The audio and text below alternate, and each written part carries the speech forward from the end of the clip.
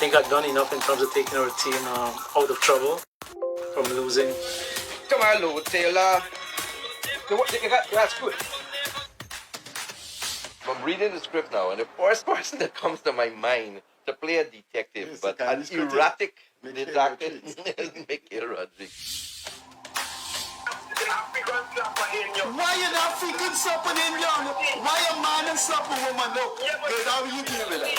You deal with that. We must encourage platforms like this because it brings together different people and allows for discussions to take place in our country on a multiplicity of fundamental issues. Gildarie, you apologizing for something you think I did is wrong. I don't want you to do that, and you should not have done that.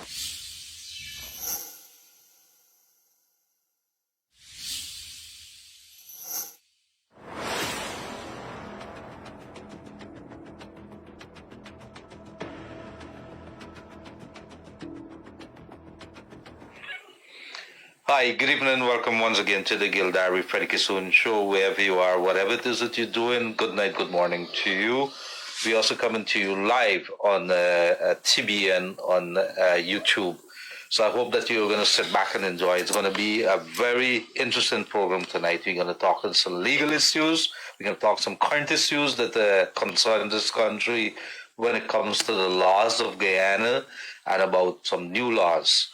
Here in our midst today is a very important man, probably one of the most important when it comes to the protection of this country. I am not going to waste any time tonight. I'm going to jump right into it and invite within a few seconds our co-host, Freddie Kissoon, as always. He is an interesting person too, and tonight he's smelling up this entire studio. I'm not sure why he's doing that, but he has to explain himself. I think he is quite capable of doing that. And he is here also to introduce our guest this evening, Freddie Kissoon. Hello there, wherever you are. This is the Gildarie Freddie Kissoon show. We're not going to get all we want to discuss in an hour.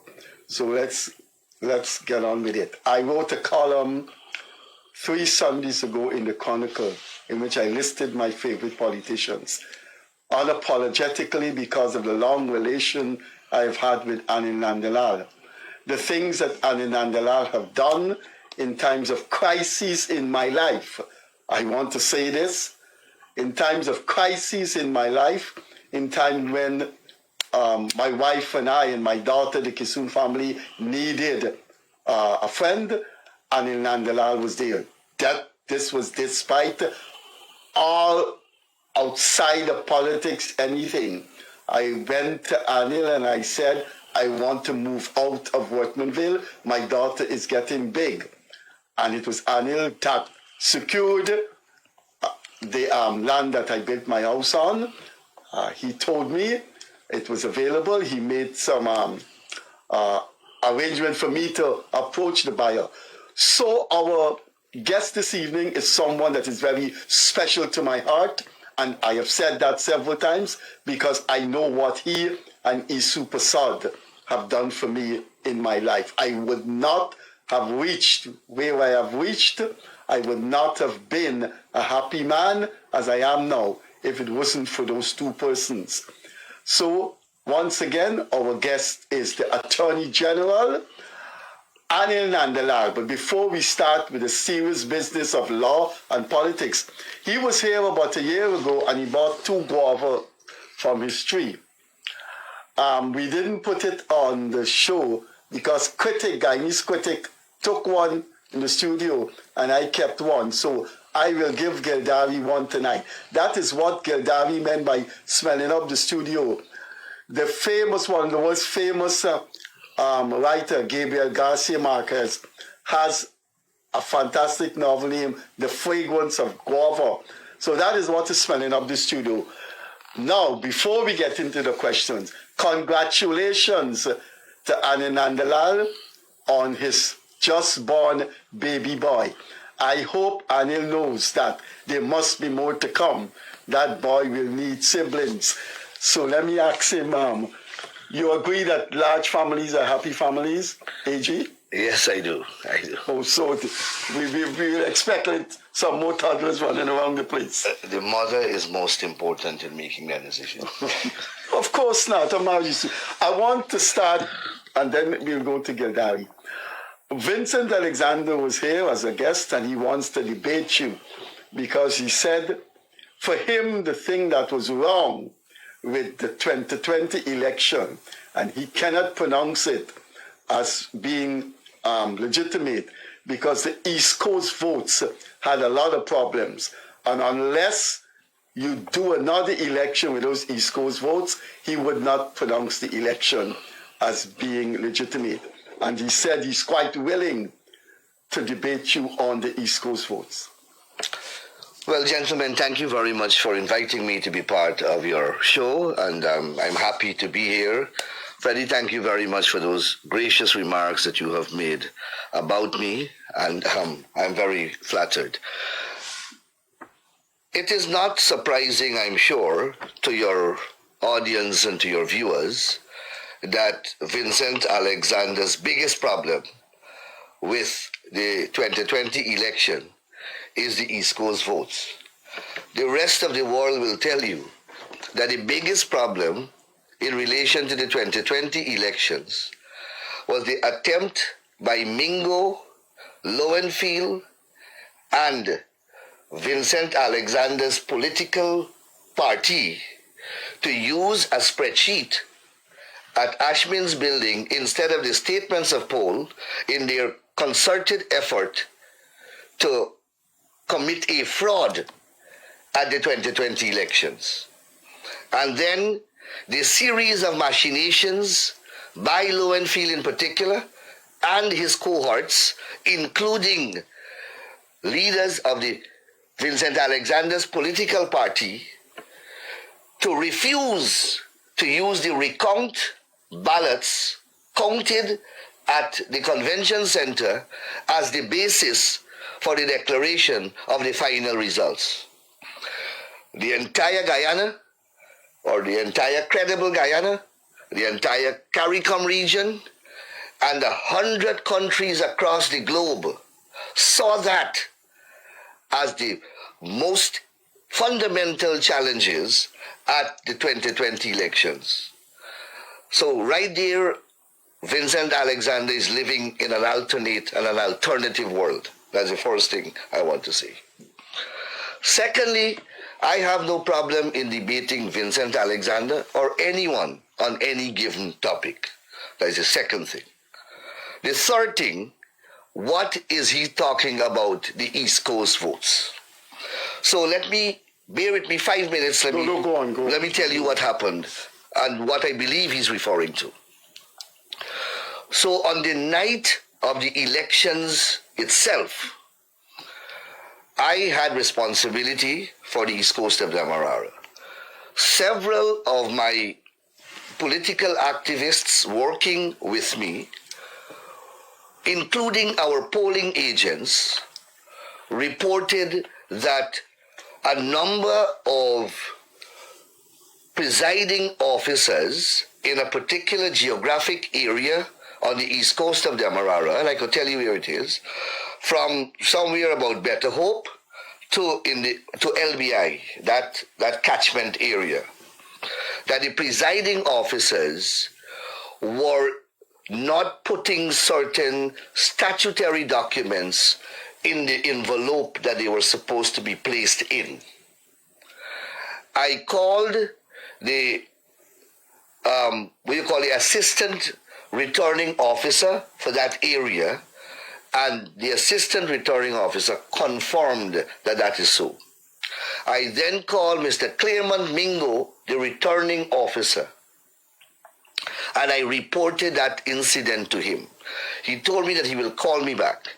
Mr. Mingo called me back and reported that he has been made aware that certain of his presiding officers, upon the instruction of one of their superiors, they were misled in those instructions in misplacing certain statutory documents and putting them where they should not be. He told me that when the envelopes reached him, because they were the next step is, after the statements of poll and so on are collected, the documents are to be transmitted to the returning officer. That's the process under the Representation of the People's Act. He said to me that when the documents reach him, he will ensure that they are put where they should be. I asked him to report that to his CEO, the Chief Elections Officer, Mr. Keith Lowenfield. He called me back and he said he has reported that to Mr. Lowenfield. Nothing was made of that issue. You had the entire saga that unfolded at Ashman's building, unfolded, we went to court, and you had all the drama and the shenaniganism that took place. No one made an issue at that time in relation to this incident. So I assume that it is not an incident, that is, there is no issue. It is when the recount began at the Artachon Convention Center that it was discovered that these documents were put in an envelope that they were not supposed to be placed in. And the APNU began to raise that as objections in the different counting stations. And they started to make that an issue in the press. I immediately went to Mr. Keith Lowenfield, right in that building, the Artachon Convention Center, and I reminded him of this incident that occurred on elections night, which I informed him that Mr. Mingo told me he made him aware of. That is, Mingo informed Lowenfield. Mr. Lowenfield confirmed to me that he is aware and that the documents are not missing, that they are in the possession of GCOM and they are stored at Collingin compound where GCOM has a bond and GCOM stores materials. After I had that discussion with Mr. Lowenfield, I went out. You would recall they had daily press reporters outside of the Artachon Convention Center during that period.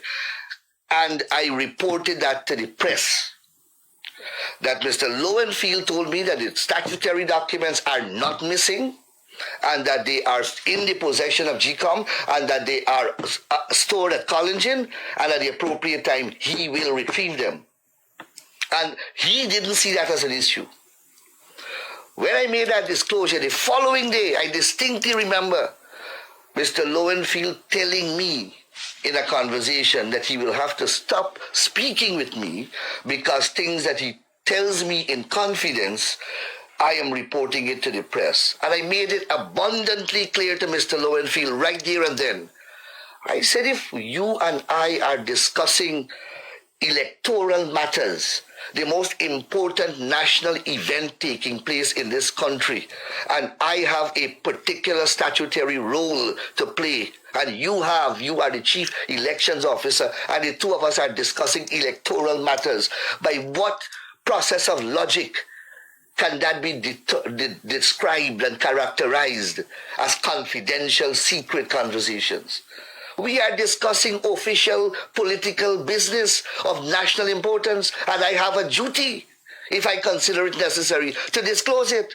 And if you are of the view that whenever you and I speak on electoral matters, that we are discussing confidential affairs, I want to disabuse your mind of that view, because we are not. So that is how that issue unfolded. In any event, Freddie and Gildarie, how law is logic. The law is not this mysterious web of rules that people would like it to be. Non-lawyers would like it to be. Let me tell you, law is based upon common sense and based upon logic and is designed to attain what is called justice. Justice is essentially fairness.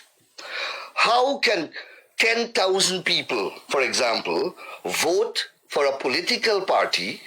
They go to the polling station, they cast their ballot in favor of a political party of their choice. Some election functionary either omit to do what they are statute statutorily required to do or refuse to do what they are statutorily enjoined to do and omitted to do some function, how can that ever invalidate the 10,000 votes that the citizens have cast in favor of a political party of their choice? Which legal system, which system of the rule of law will ever countenance such nonsensical suppositions? You are telling me that I walk into a polling station to exercise my constitutional right to elect the government of my choice and to vote for my political party, and I mark that X in the place that it's supposed to go, and my ballot is a valid ballot, and I put it in that ballot box, and I gone home.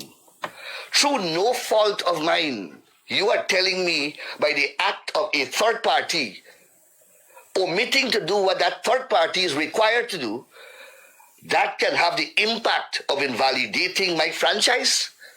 Which system of law in this civilized world will ever countenance that process?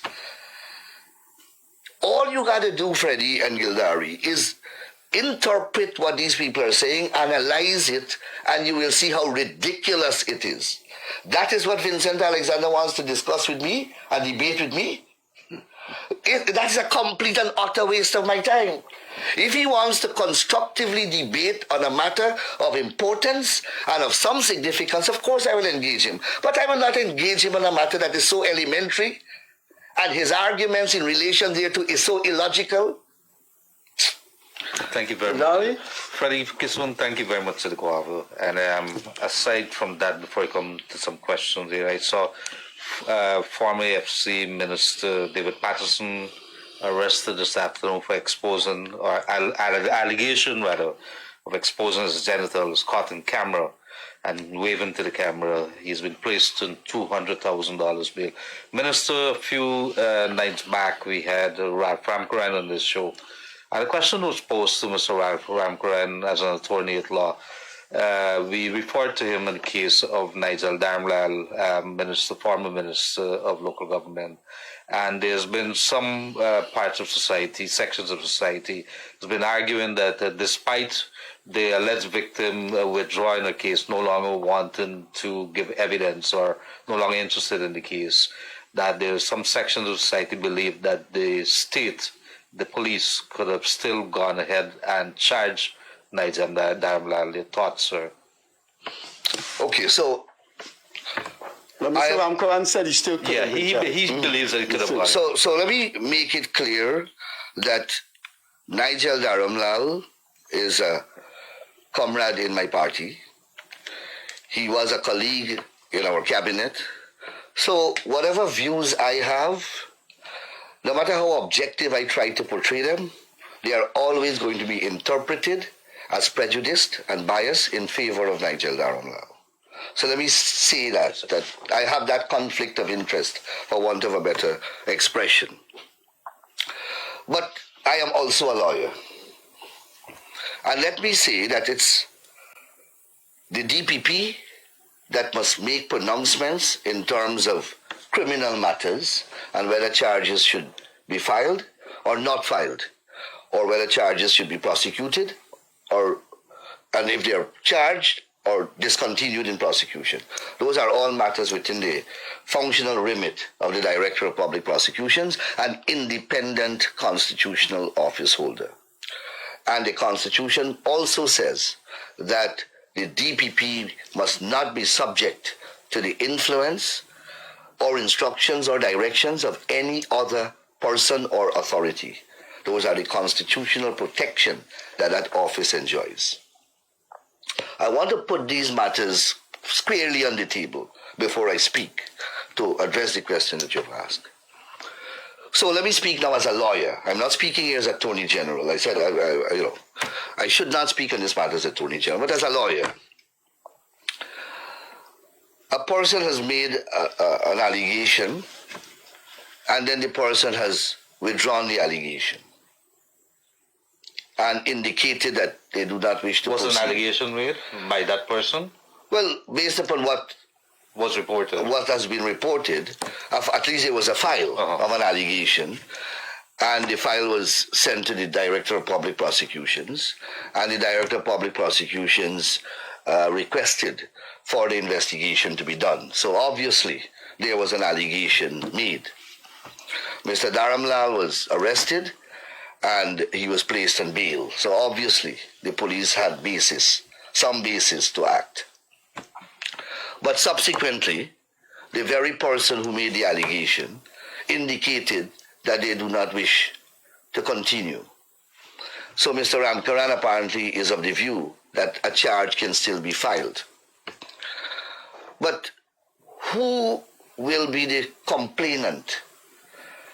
Criminal charges, like civil charges, are not initiated with automaticity and by a phantom machinery. There must be a complainant or a plaintiff. The judicial system and the legal system and courts of law do not operate in vain. They do not sit to determine academic and hypothetical questions, either in civil law or in criminal law. So somebody must come forward to the judicial system and say, I have a grievance, and I would like the processes of the judiciary, whether under its criminal arm or civil arm, to be activated to process my grievance and to deliver justice to me in accordance with law. Where is that person? You see, anybody can theorize. The DPP and every lawyer they have a duty to act in a pragmatic manner, having regard to how the legal system functions. The CCJ, or highest court, pronounced some years ago in a case from Belize that courts of law must not sit to determine hypothetical questions that society may have orbiting out there. Courts of law sit to settle disputes and grievances between parties, real parties and real grievances. The young lady, for whatever reason, said that she doesn't wish to proceed with the complaint. Who would have been the first witness in the witness box? How her statement would have been tendered into evidence if she is not there? That would become hearsay, inadmissible hearsay. And I could go on to give you more and more reasons. So, respectfully, I disagree with Mr. Ramkaran's contention. And this has nothing to do with whether the case was against Dharamlal or anybody else. Take out the parties from the case. I'm dealing with the legal issue. And I hope that your viewers interpret it that way. I don't feel that I am jumping to a particular conclusion because of who the party is in the matter. I'm giving my objective legal analysis of a factual situation that you present to me. And a quick follow-up from on that. Do you know of any cases, any old cases, in which somebody would have withdrawn as a complainant, and yet the state went ahead and placed charges? I don't know of any. In a similar case like this, when it's a rape? I don't know of any. And Mr. Ramkaran should, to buttress his argument, should have cited one. Now, in murder cases, there is no virtual complainant because the person is dead. Yeah, right. That's the difference. That's the exception, right? But in any other case, you have to have someone to push the machinery forward. Thank you. I don't know how we're going to get away from this because of you, the AG. But bear up with me, just with Mr. Ramkaran once more.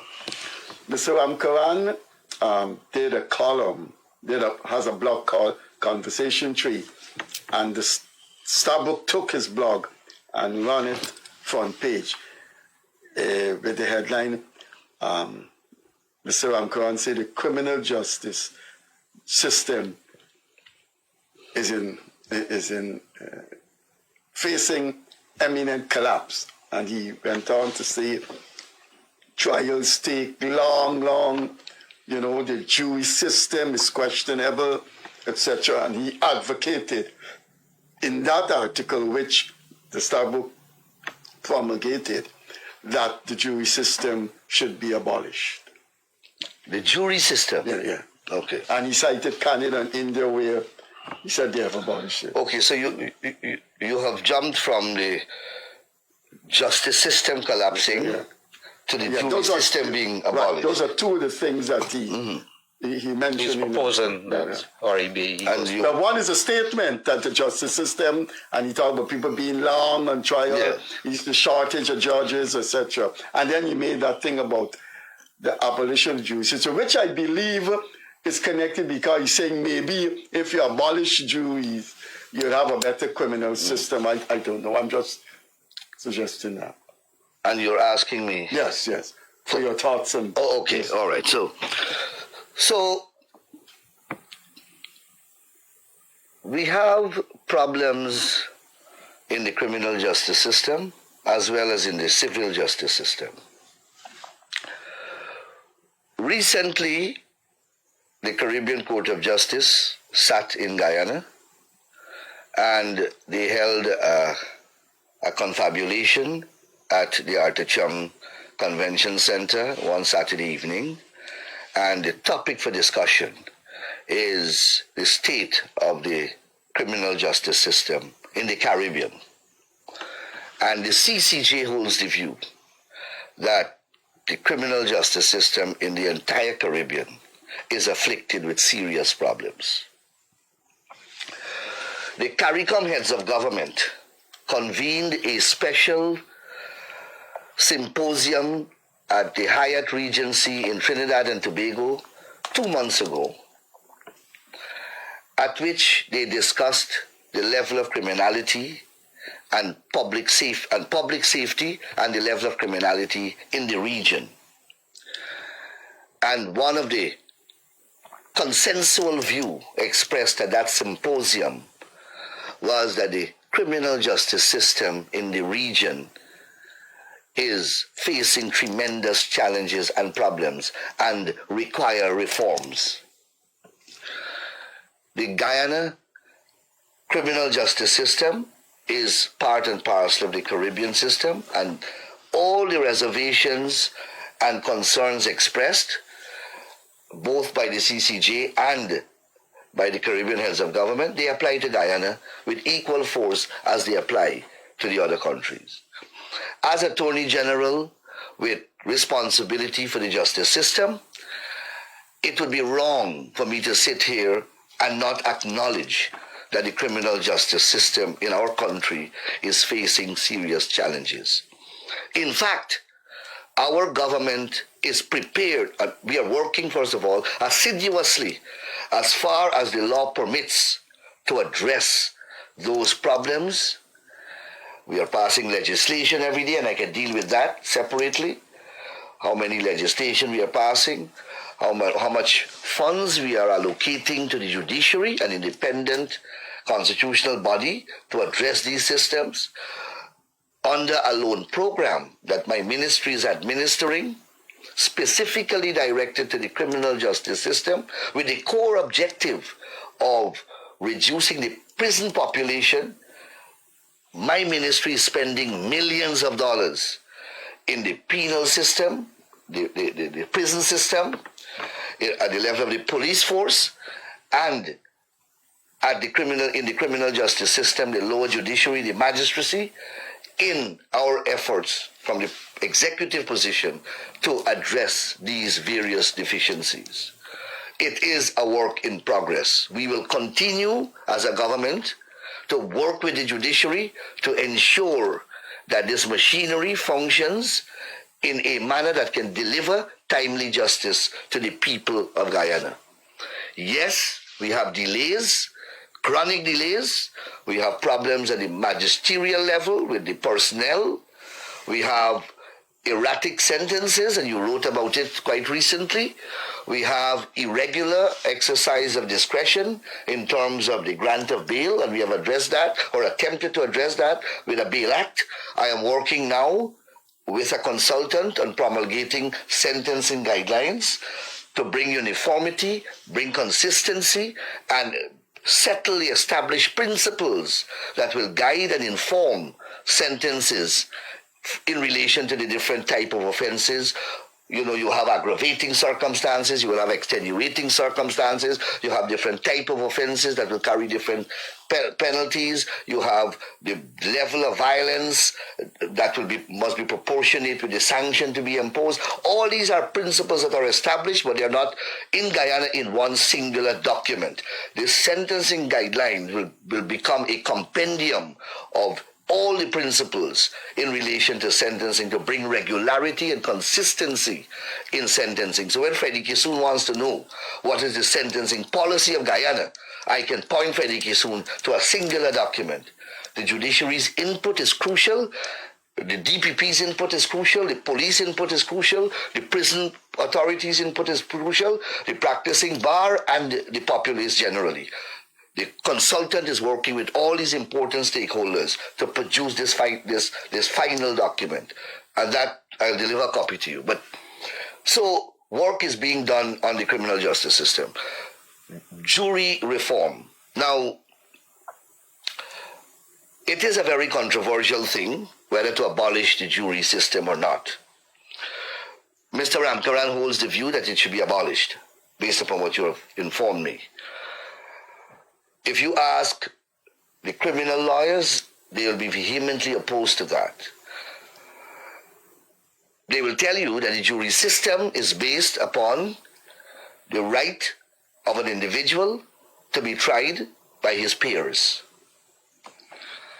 And that is the quintessential principle upon which the jury system is constructed. It is hundreds of years old, and many people will be opposed to it.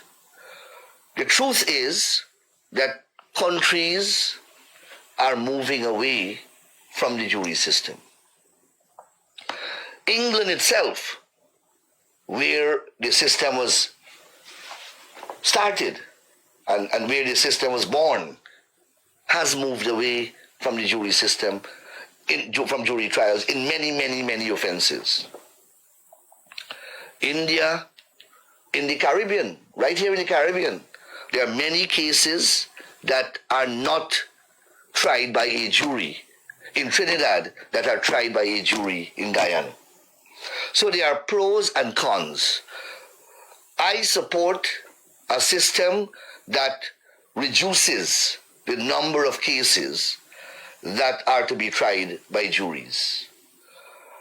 Where do you place the power to determine which case should be tried by jury? Do you leave that with the accused to say, I want to be tried by a jury? Or do you leave that with the judge to determine that these types of cases, or I will determine which case I will try with a jury or not? These are very crucial questions that one will have to determine. Now, I have asked, for example, for the judiciary to revamp the jury pool. And I made the point that, as I said, the foundational principle of jury trial is trial by one's peer. Now, the jury pool in Guyana has not been revamped for perhaps 40 years. So you have companies there that are no longer functional. Or you have a class of employees there, like the matron, the cleaner at the city council. And I don't wish to belittle anyone, but do these persons now reflect an accused peer? Do they? Now, 40 years ago, that may have been the position. So, when you assemble a Georgetown jury or a jury from Berbice, having regard to the stagnated nature of the pool, and you draw from that stagnant pool, are those 12 persons that you are drawing to put on the jury, do they accord with the accused peers? One has to investigate that. Then another important issue that one has to look at is, does the accused or this, many people forget that a trial involves two sets of interests, at least. You have the accused person and you also have the victim, the state. And the state represents the moral conscience of a society and the victim. And the state has the legal duty to ensure that there is public order. All these interests are canvassed before a court in a criminal trial. It's not only the accused rights. Sometimes we forget that and we focus only on the accused rights. The accused has a whole set of safeguards that protects his rights, and justifiably so. For not one moment would I ever want to diminish the rights and safeguards of an accused person. But at the same time, the scale is not an imbalanced one. It is a balanced one. And the state's interest is equally important on the highway to justice. It's not a one-way street. So, is the state getting a fair trial in a complicated fraud case in front of a jury of the type that I have described, where you have fraud sometimes, depending upon the complexity of the fraud, you have complex auditing, accounting principles, you have technical and complicated documents that one has to interpret, and because that's part of the evidence. Can a jury appreciate the intricacies of the specialty of the area that is involved in the trial? And at the end, because of ignorance and because of a lack of understanding, the jury comes to a verdict that is not cognizant or consistent with the evidence. Not because the jury is perverse, because the jury is incapable of assimilating, interpreting, and applying the evidence in the manner that a competent jury should. You have an acquittal. Is that justice? You understand? And I just give you one example. You have cases where you have extraneous influences which should not contaminate a trial, but you have it because that's the nature of the society in which you're operating. Interests that have no place in a court of law, but they permeate the human mind because the human being is a product of a society. Are you going to get a fair trial in those circumstances? You remember the famous Arnold Rampersad matter. Yeah. That's a terrible example to use, but the administration at the time felt that the state could not have gotten a fair trial in the county of Berbice. And I repeat, and they moved it to Georgetown. But of course, they wanted a verdict, a particular verdict, which they didn't get in Georgetown either, because of the activism of Walter Rodney, the People Progressive Party, etc. But I'm saying to you that these are circumstances that can objectively justify not having a jury trial for a particular type of offenses. If you want to abolish the jury system completely, it's a much more fundamental question that one would prudently have to engage in public consultations on. And the government would be wise enough to travel that road. But it's not a question of government alone. It's a question of the judiciary as well. Thank you. Gildarie? Yes. I want to ask you along the same lines. We still have on our books the death penalty. Is there any contemplation by this particular government here to probably do away with it, to introduce it back again in its original form? What are we doing? Every government in the Caribbean is confronted with a conundrum. And the conundrum is that you have a population,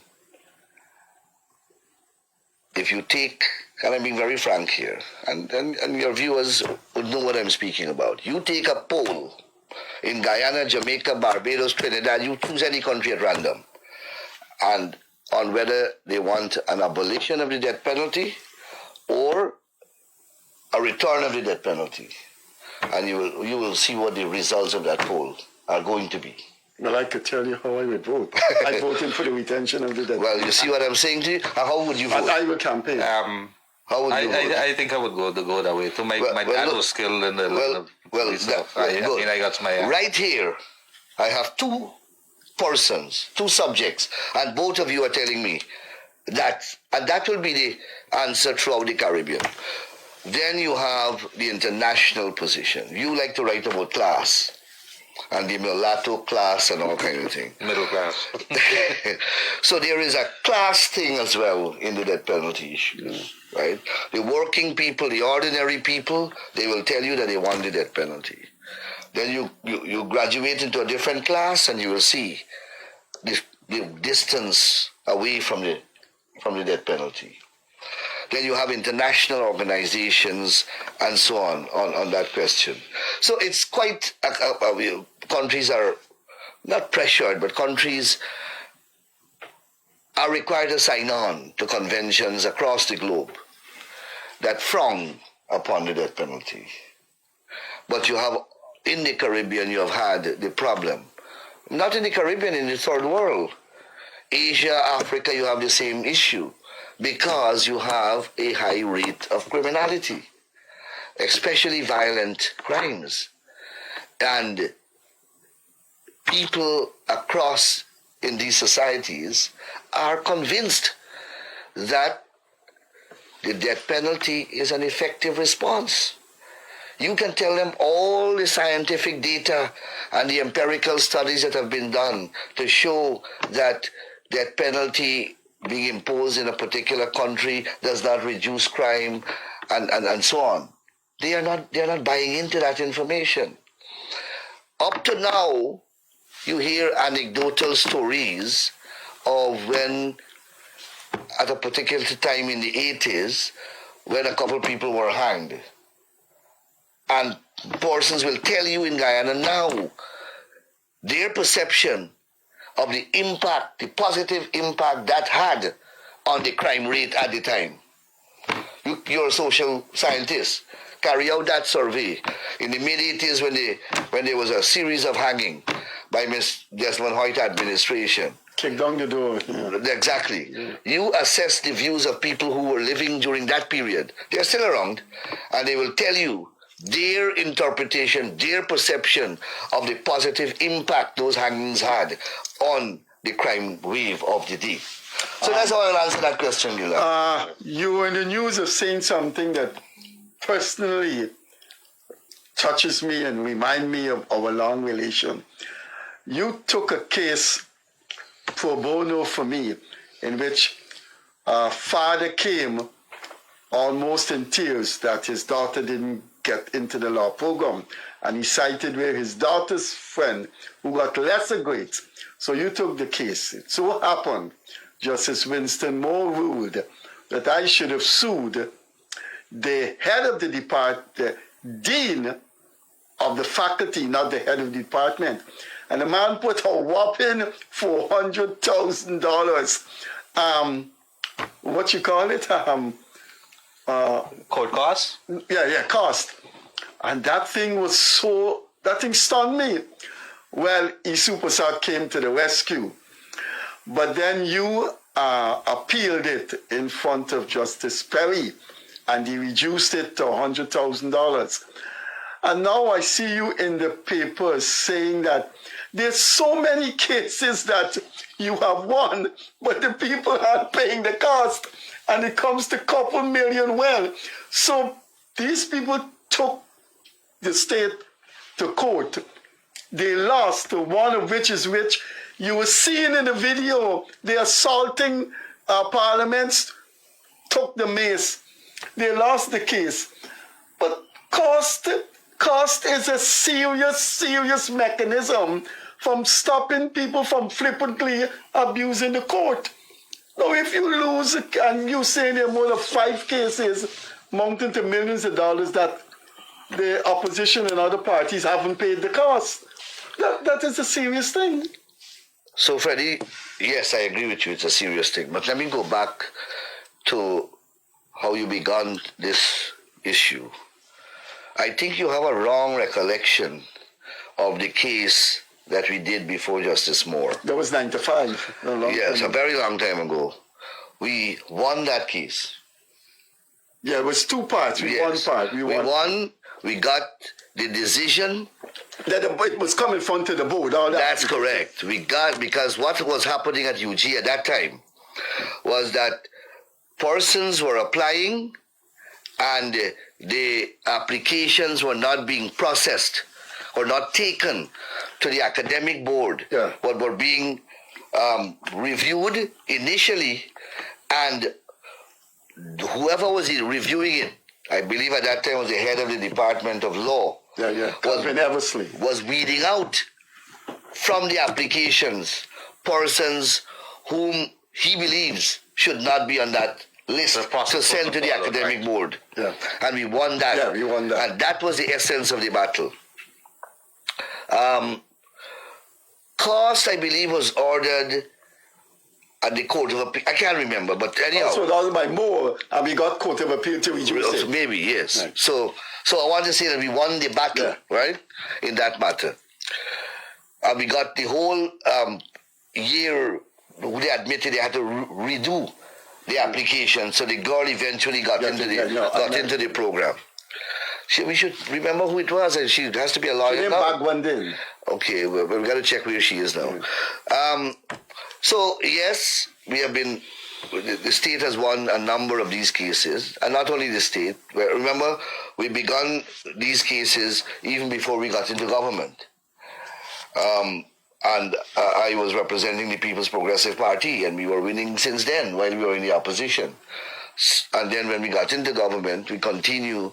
So there's a large accumulation of costs in various matters. I'm still to put all together, and I have made that public. But since they haven't paid us yet. But since I did that, the ministry received a check from one of the lawyers in a consolidated amount of money. I don't know how much it is, and I'm not clear on to which case it relates. So there has been a payment, and I want to put that out there, but there are many, many more outstanding sums to be paid.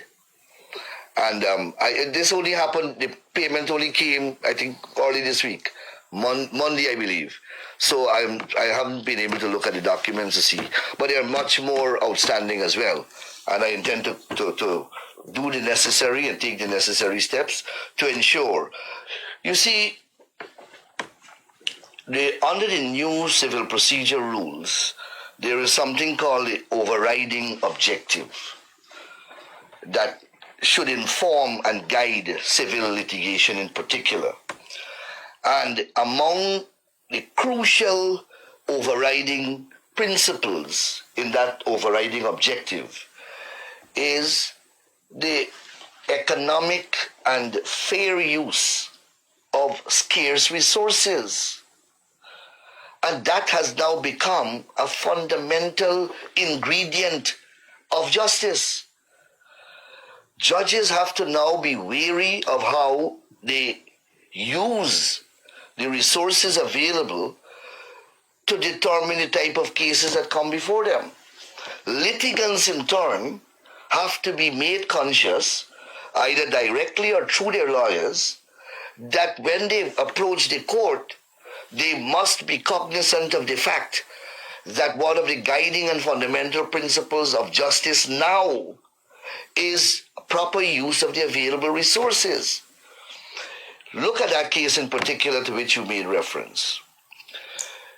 These are members of parliament who refuse to debate a particular bill, as they have an obligation to do, through which debate they are to voice their opposition and put out their opposing arguments. That is our system. That is our parliamentary system. It's adversarial, and it is 2,000 years old. We don't have any other system.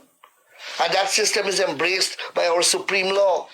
Instead of doing that which the Constitution enjoins them and permits them to do and give them the right and freedom to do, they choose to descend into the well of the Parliament, a sacred place, and dance and gyrate and whine and break up the property of the Parliament, break the mace, assault the Speaker's staff, try to blow whistle, intimidate the minister from presenting, tear up the amplifier system of the National Assembly. And if one, after that happens, let us say you act, through Dutch courage or some burst of enthusiasm, and you misbehave. All of us are capable of irrational outbursts sometimes that we reflect upon and you regret. But once reason has resumed its natural seat, you would think that, they would want to sweep this thing under the carpet and would not want a repeat of it, and would hope that the population, because they depend on their sustenance, they depend on their existence, on popularity. That's what politicians depend upon, popularity. So one would have hoped that, they would do things that will ensure that the population will forget this, and so that they can turn over a new leaf and move on. Lo and behold, they carried the thing to the court. You could there's video clips of how they not only to remind the population and keep it in the public consciousness for the next 2 years, but to have a court forensically examine it, piece by piece, on a big screen TV. Relive the whole experience all over again. That is why sometimes I question the sanity of people. And so a court appropriately should sanction them very severely for wasting the court's time. And that is what in the countryside you call wrong and strong. You're wrong. You want to go and now show you're strong. What do you expect? What do you expect? AG, in the interest of time, I'm going to throw two questions at you, and then you could probably answer that.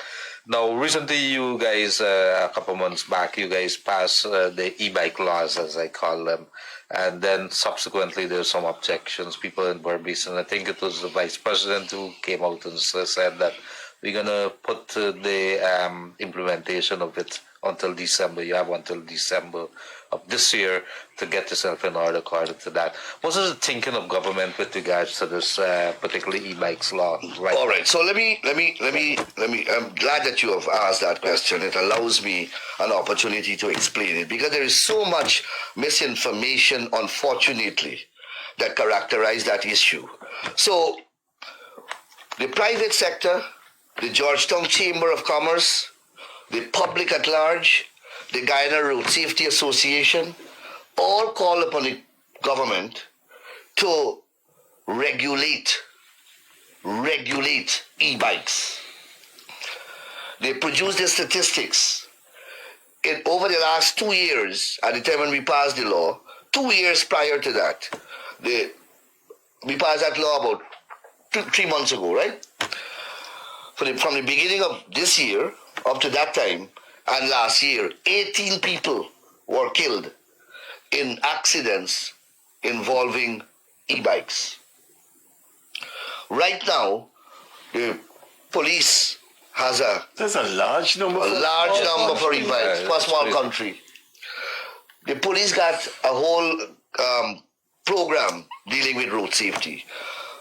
Freddie and Gildarie, check the statistics. We have, perhaps per capita, the highest incidence of road accidents in the world and fatal accidents in the world. Road accidents generally and fatalities also. Check it. If not the highest, one of the highest in the world. Shocking. Per capita. Shocking. We lose 200 people per year on the road. Right? Every 5 years, 1,000. So you have that situation chronically happening in the country.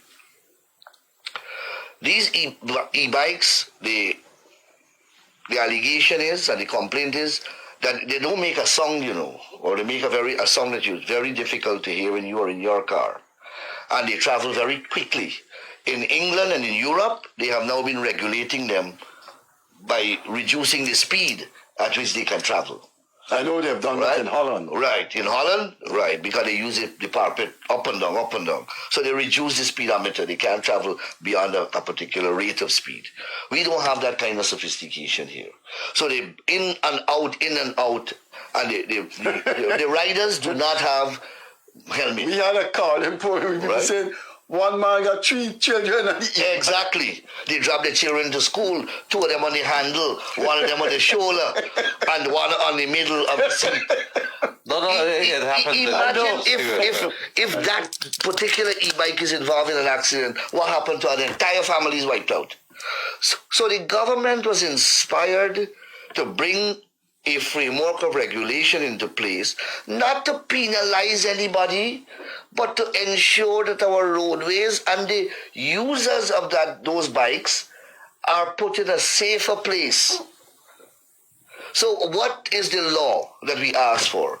We ask that the law that applies to motorcycle apply to e-bike. So you must wear a helmet. Now, what is so wrong about asking you to protect your brain? That's all. And to get it registered and to have, I don't even think insurance applies. I can't remember. But basically is that. To get you registered so you're in the system and that you are to observe the laws and the rules of the road. How you want to use the public roadway and don't want to observe the laws and the rules of the road?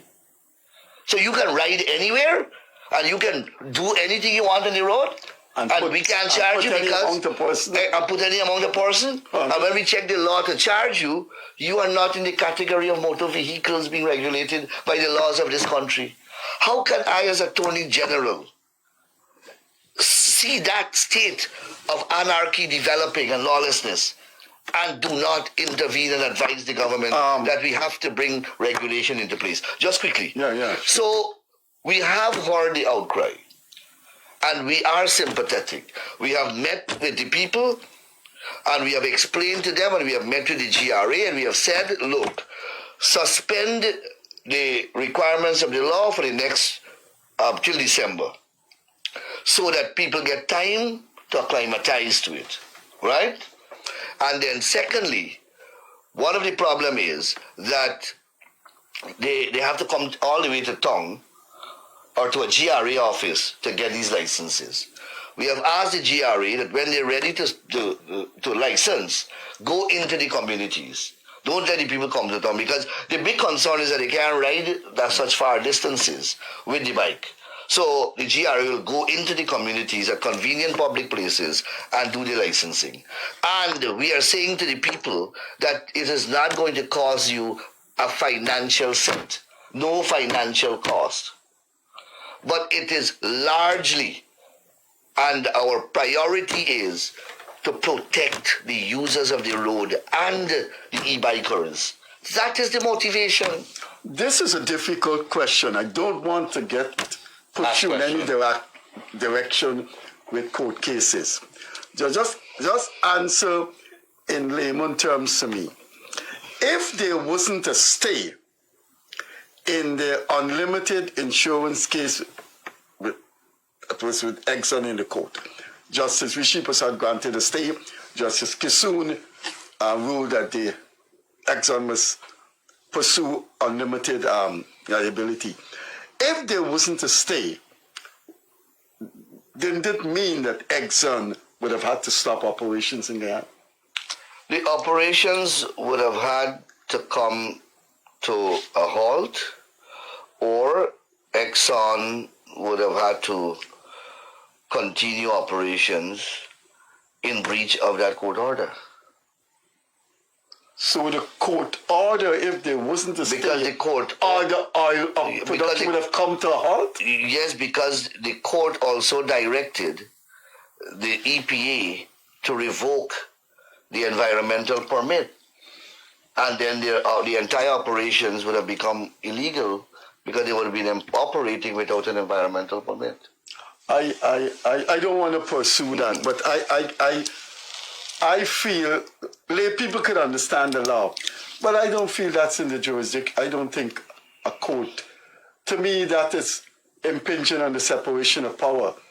I think governments regulate investment, governments. But anyway, those are some of the very grounds upon which the challenge to the judge's ruling is premised. But I noticed, I'm going to give way to Gildarie, but I want to say something because I noticed the time. You're not going to force that boy to become a lawyer. Who? Your son.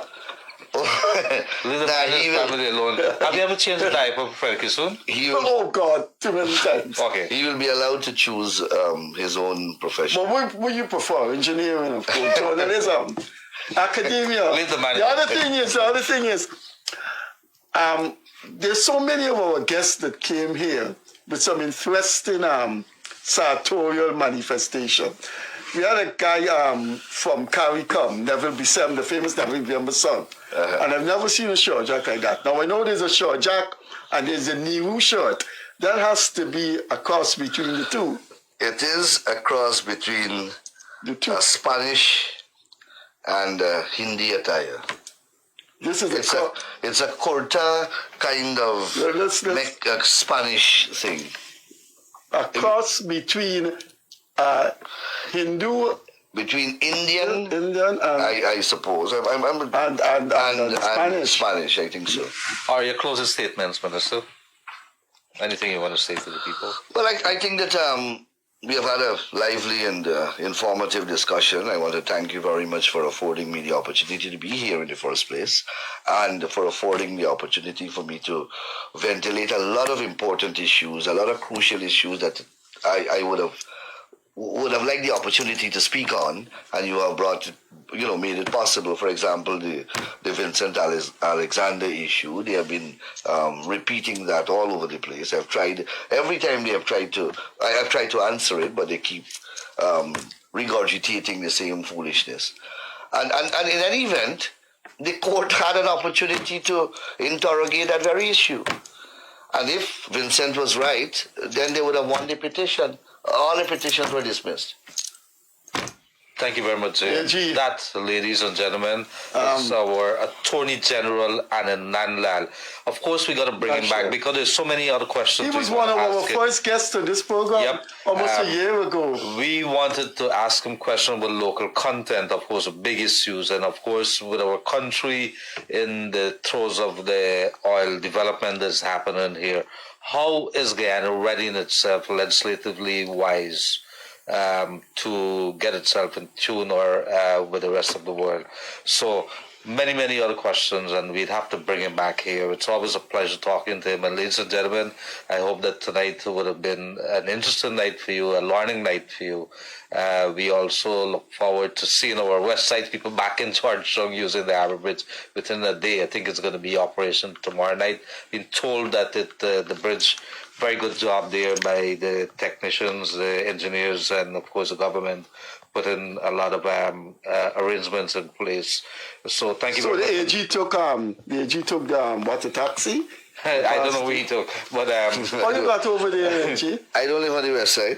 No, but you had to go over there for conduct business, meet people. Not today. Not since the bridge happened. thank you very much to our co-host Freddie Kissoon, and on behalf of myself and Freddie, and of course. Before you go, can Attorney the General, thank operators, you. look, which is the biggest one? Let me see, I can take the biggest one.